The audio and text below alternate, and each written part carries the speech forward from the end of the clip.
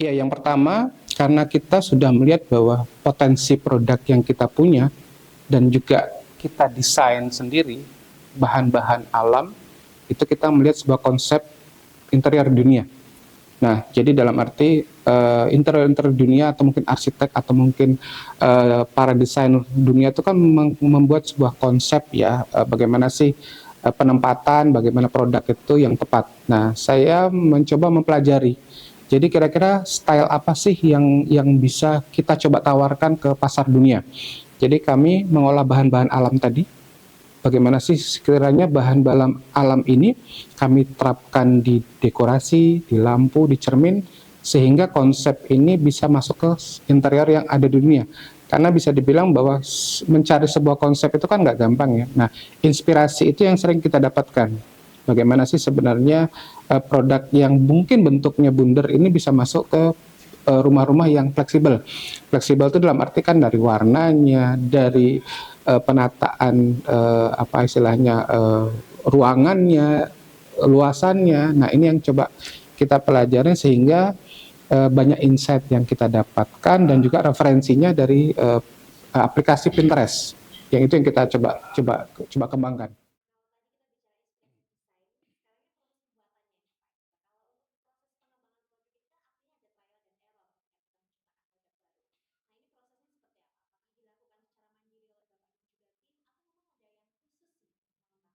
Iya, yang pertama memang dalam kita menentukan sebuah market itu kan tidak lepas dari riset ya.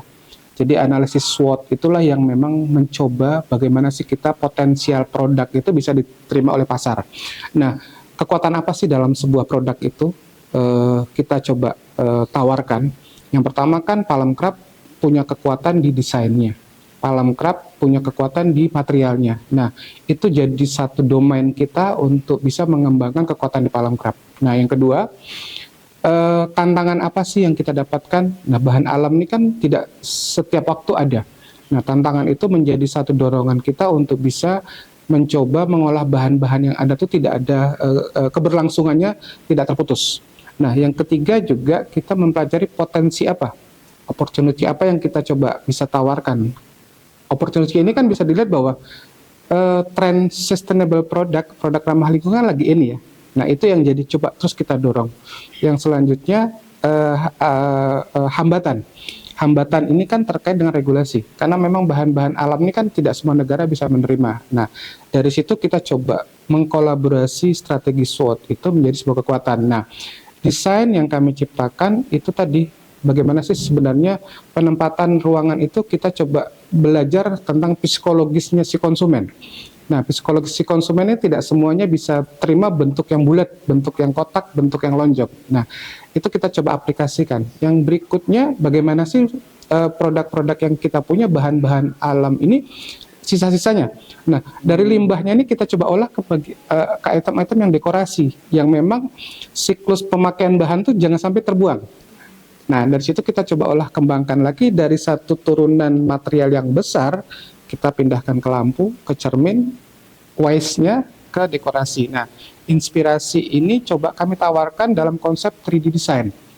Jadi saya mencoba sebelum menerapkan sebuah produk, saya membuat sebuah strategi tadi dengan 3D design dulu sebelum produknya mock up-nya jadi. Jadi 3D design ini saya tawarkan ke pasar. Setelah kita produksi, kalau memang 3D design kita tidak diminati kan kita nggak skip. Nah, itu salah satu kekuatan di Palm Craft. Jadi prosesnya cukup ini ya kompleks ya Pak ya dalam riset dan pengembangan produk.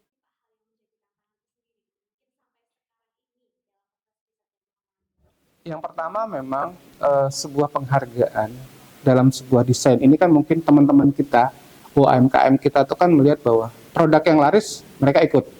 Produk yang lagi boom mereka ikut. Tapi kan mereka tidak tahu bagaimana proses riset, proses desain, proses pengembangan sehingga produk itu jadi. Nah, ini yang mungkin harus kita edukasi bahwa proses-proses pengembangan menciptakan sebuah produk itu kan nggak gampang ya. Nah, tolong dihargai sebuah proses ini dan tidak semata-mata produk yang sudah ini itu jadi sebuah konsep yang diasumsikan ATM, amati, tiru dan modifikasi. Nah, saya menyarankan bahwa itu jangan sampai dipakai lah untuk kita mengembangkan. Dengan seperti itu apa? Tantangan kita juga kita menghargai karya kita itu pasti karya terbaik, hargai yang sudah menciptakan produk itu, tapi bagaimana kita dorong dengan membuat sebuah konsep produk kita bisa diterima itu apa? Apakah kontennya, apakah metode marketingnya dan segala macam. Nah, dengan seperti itu ada sebuah variasi produk yang akhirnya si customer itu tidak bisa mematok harga.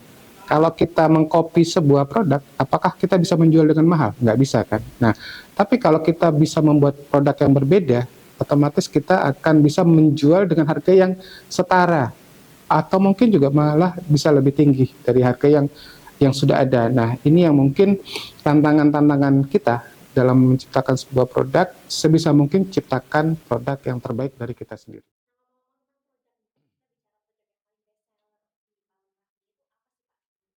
Ya, yang pertama untuk mencari sebuah produk best seller, Palm Club memang kita melihat bahwa oh kemarin itu produk-produk bentuknya A ini kok bagus sekali ya, best seller sekali. Nah, dalam sebuah kumpulan produk, kami melihat bahwa 3 produk utama kami Palm Club itu ada lampu, deco, dan cermin. Main produk utama memang identitas Palm Club itu di lighting, di lampunya. Nah, lampu ini jadi produk yang best seller. Jadi ada beberapa produk kami yang sudah 7 tahun tuh sampai sekarang terus running. Yang kedua, kami juga sudah ada second produk yang best seller juga di cermin. Nah, di cermin ini juga sama prosentasenya dengan di lighting. Nah, 3 tahun ke belakang kami sedang mencoba untuk mengangkat dekorasi. Ternyata deko ini juga menjadi satu dorongan untuk mengejar kelompok produk yang lain. Jadi sekarang juga dekorasi jadi produk yang best seller.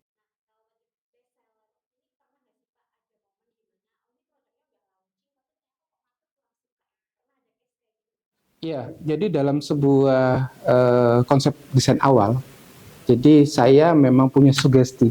Sugesti itu dalam membuat desain, yang pertama memang saya mematok bahwa sugesti dalam sebuah desain ini harus saya mulai dari awal. Jadi saya dalam menggaris sketch pertama, itu yang pertama saya tengok ini pasti laku, laku.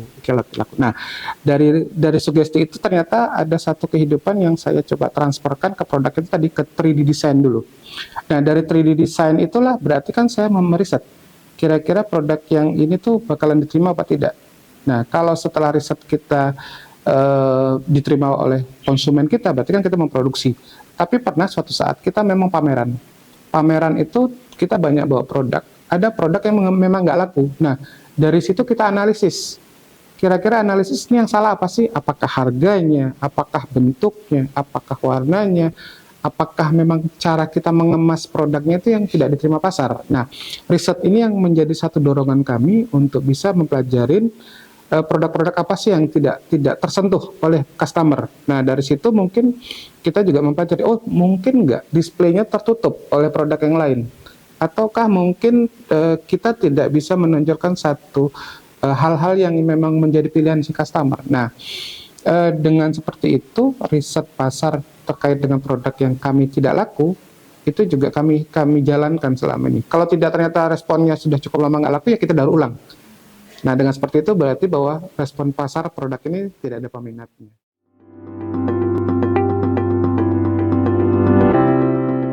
UMKM hebat, Indonesia hebat.